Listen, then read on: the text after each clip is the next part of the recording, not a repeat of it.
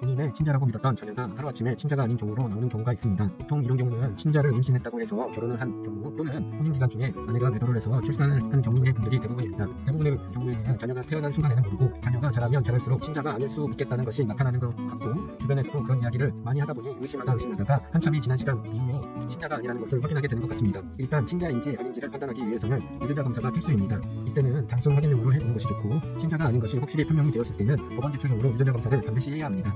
단순 확인용으로는 소송에서 사용을 할 수가 없습니다. 그리고 반드시 본인은 최근에 친자가 아니라는 사실에 대한 것을 알았다는 증거를 가지고 있어야 합니다. 그렇지 않으면 상대방은 본인이 예전부터 친자가 아니라는 것을 알고도 양육했다라고 주장을 하게 되고, 그 주장에 대해서 반박을 하지 못하고 증거를 제시하지 못해 받아들여지면 최악의 상황이 발생할 수도 있습니다. 그러기 때문에 가장 먼저 일단 유전자 검사를 통해서 친자가 아니라는 것이 확인을 해야 하고, 그것이 확인이 되면 상대방에게 그런 사실을 말하는 상황 등을 녹음이나 카톡이나 메시지 등으로 남겨둬야 합니다. 그렇게 그 모든 증거가 확보가 되면 상대방을 상대로 위자료 소송을 할 수가 있고, 만일 이혼을 하지 않은 상황이고 상대방이 악의적으로 속였다는 것이 입증이 되면 그때는 혼인 취소 소송을 할 수가 있습니다. 그러면 여기서 많은 분들이 물어보는 것 중에 하나가 그동안 친자가 아닌 자녀에게 양육을 하면서 발생한 비용을 돌려받을 수 있는지에 관한 것입니다. 일단 원칙적으로는 본인이 친자가 아닌 자녀에 대해서 지불한 양육비는 부당이득금 반환의 개념으로 상대방에게 청구를 할 수 있습니다. 하지만 문제는 본인이 해당 자녀에게 사용을 했다는 것이 입증이 되어야 합니다. 즉 친자가 아닌 자녀에게 실제 들어간 영수증이 건건별로 다 있어야 한다는 말입니다. 그런데 문제는 우리가 친자라고 생각을 했기 때문에 그런 영수증에 대한 증거가 전혀 없는 것이 현실이기도 합니다. 그러다 보니 사용한 금액에 대한 입증은 어렵고 돌려받기란 현실적으로 어려운 것이 사실입니다. 그래서 보통 위자료를 청구할 때 부당이득금을 같이 청구하는 경우가 많고, 그렇게 되면 법원이